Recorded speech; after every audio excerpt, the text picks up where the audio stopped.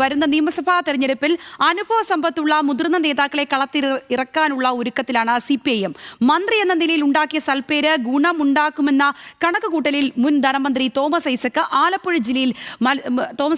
ആലപ്പുഴ ജില്ലയിൽ മത്സരിപ്പിച്ചേക്കുമെന്നുള്ള സൂചനകൾ കൂടി വരുന്നുണ്ട്. തോമസ് ഐസക് മത്സരിക്കാൻ ഇറങ്ങുന്നത് CPIM-ന് ഗുണം ചെയ്യുമോ? അമൽ സുരേന്ദ്രൻ ചോദിക്കുന്നു. മുതിർന്ന നേതാക്കളെ അടക്കം തിരഞ്ഞെടുപ്പിലിറക്കി കളം പിടിക്കാനുള്ള അണിയറ നീക്കങ്ങളാണ് CPM നടത്തുന്നത് എന്ന വാർത്തകൾ വരുമ്പോൾ ആലപ്പുഴയിൽ നിന്നുള്ള മുതിർന്ന CPM നേതാവും സാമ്പത്തിക വിദഗ്ധനുമായിട്ടുള്ള തോമസ് ഐസക്കിന്റെ സാധ്യതകളെ കുറിച്ച് ജനങ്ങൾക്ക് ചിലത് പറയാനുണ്ട്. ജയിക്കും, ഉറപ്പായിട്ടും ജയിക്കും. ആ വ്യക്തി ഉറപ്പായിട്ടും ജയിക്കും. നല്ല വെൽ നീറ്റ് വ്യക്തിയാണ് തോമസ് ഐസക് സാർ. ജയിക്കും. പറയാൻ കാര്യം നല്ല പ്രവൃത്തികൾ ചെയ്യുന്ന ആളായതുകൊണ്ട് പറയുന്നു. നമുക്ക് നാടിനും നാട്ടുകാർക്കും നന്മ ചെയ്യുന്ന ഒരു സാറാ അദ്ദേഹം.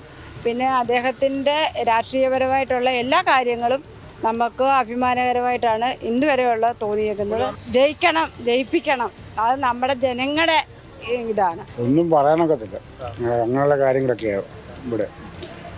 ആര് ജയിക്കുന്നവർക്ക് എല്ലാവരും തിരിഞ്ഞിരിക്കുക എങ്ങനെയൊക്കെ വരുന്നത് കുഴപ്പമൊന്നുമില്ല. ആൾക്ക് നല്ല ഇതാണ്, പഴയ ഒരാളാണ്. പിന്നെ ജനങ്ങളോട് കൂടുതൽ അടുത്ത് നിന്ന് ഓരോ കാര്യങ്ങൾ ചെയ്യണം, എന്നാലേ അവർക്കുള്ളൊരു പ്രീതി കിട്ടത്തുള്ളൂ. വലിയ സാധ്യത ഉണ്ടാവുമെന്ന് തോന്നുന്നില്ല. 5 വർഷം മാറിയുന്നതിൻ്റെ ഒരു ബുദ്ധിമുട്ടുണ്ട് പുള്ളിക്ക്. തീർച്ചയായും ജയിക്കാൻ സാധ്യതയുണ്ട്. അയാൾ നല്ലൊരു മനുഷ്യനാണ്. പല വികസന പ്രവർത്തനങ്ങളും അയാൾ ചെയ്തിട്ടുണ്ട്.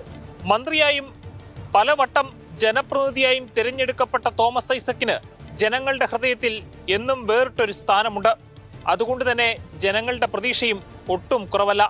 ക്യാമറാമാൻ ജെറിക്കൊപ്പം അമൽ സുരേന്ദ്രൻ, ന്യൂസ് മലയാളം, ആലപ്പുഴ.